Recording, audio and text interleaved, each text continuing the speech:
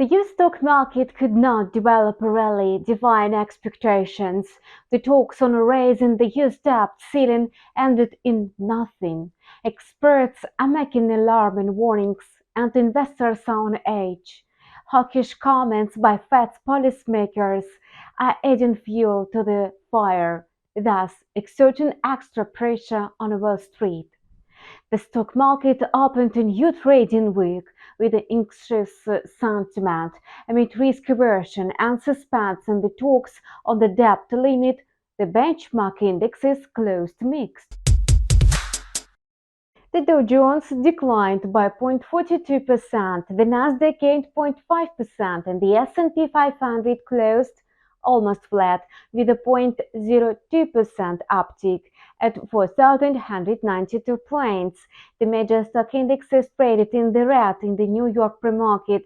Futures on the stock indexes slipped by 0.2% in sync. The S&P 500 is expected to trade in the intraday corridor between 4,150 and 4,220 points. The lingering talks on the US debt ceiling did not end with a deal. Lawmakers dropped both good and bad hints and decided to go ahead on Tuesday. President Joe Biden and House Speaker Kevin McCarthy failed to reach an agreement on how to lift the US debt ceiling on $31.4 trillion. However, they both stressed the need to avoid default with a bipartisan deal and said they would continue the talks, leaving investors with the same risk aversion. The Nasdaq's growth was driven by Alphabet and Meta shares rise by 1.87 and 1.1% respectively. Apple dropped by 0.55% yesterday after Loop Capital downgraded Apple stock's rating to hold from buy, and the rating was downgraded for the first time in the last 5 months.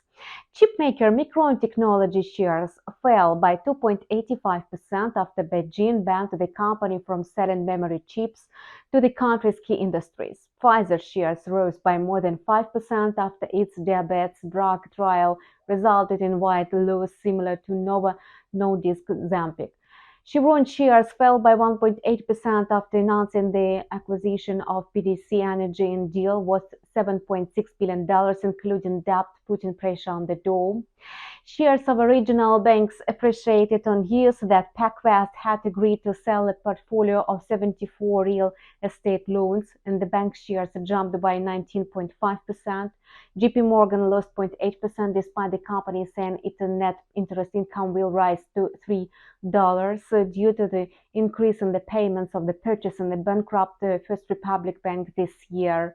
Perhaps the reason for the pessimism was Jamie Dimon's warning that investors should be braced for the prospects of a higher interest rates. 5% is not high enough for the Fed. I have advised this to clients and banks. You should be ready for 6 or 7. And the comments of the St. Louis Fed president also did not inspire optimism in the market. James Bullard said the Federal Reserve may need to raise its benchmark interest rate by another 50 basis points this year. Investors will be looking for monetary policy tips this week from remarks by other Fed speakers and the key data such as the PCE price index for April and durable goods orders. And today, stock investors are poised to play safe as long as Joe Biden and House Speaker Kevin McCarthy are engaged in the talks. While concerns have emerged in the bond markets, US stocks are trading quietly. The WIX index, known as the Wall Street's fear gauge, is close to its lowest level since late 2021. For now, investors believe that deal is on the horizon, even as the deadline approaches. A survey of global bond managers conducted by Bank of America last week showed 71% likelihood that the deal to raise the debt ceiling will be reached before the deadline. And however, some investors fear that current market and economic conditions could leave stocks more vulnerable than they were in 2011, when a debt ceiling standoff led to a historic downgrade of the US credit rating. While stocks fell by nearly 20% in 2011, higher inflation and tighter monetary policy could mean the current fundamentals are worse for risky assets, according to JP Morgan strategists. The Fed's most aggressive rate hike cycle indicates has left interest rates in the 5% to 5.25% range from a near zero in 2011. Inflation stands at 4.9% compared to 3.6% in 2011. And the deal remains a baseline scenario, the use of the 14th Amendment to the US Constitution, which says that the US national debt shall not be called into question, could spark a legislation in Supreme Court. As for the economic calendar, the data on building permits revealed a slowdown in the US economy. The number of building permits in the United States fell by 1.4% in April to 1.147 million, whereas the consensus suggested a decrease to 1.416 million. It means that demand for homes remains moderate on the back of high borrowing costs and elevated consumer prices, and stock investors cheered the data before the opening bell. The market will find more pieces to puzzle in a housing starts data, Richmond Fed PMI, and the Philadelphia Fed Services PMI for May. Besides, Lori Logan will speak tonight. And in the currency market, Hawkish Fed speakers provided the US dollar with a considerable support. Its index climbed to 103.8 points. Having grown by 0.4% intraday, the index settled at about 103.60, and the intraday corridor for the index is seen between 103.10 and 103.90. Comments from Fed speakers on a Monday forced traders to abandon expectations of a rate cut in the United States. St. Louis Fed President James Bullard again advocated for raising rates by another 50 basis points before peaking, while Minneapolis Fed President Neil Kashkari said that stubborn inflation of services means that the funds rate may have to rise to 6%.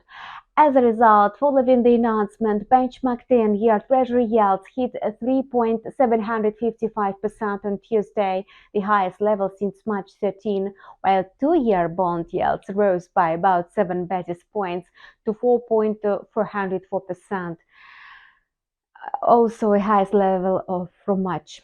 Statements by some Fed officials about further tightening of the key interest rate about 6% are far from the Fed's consensus.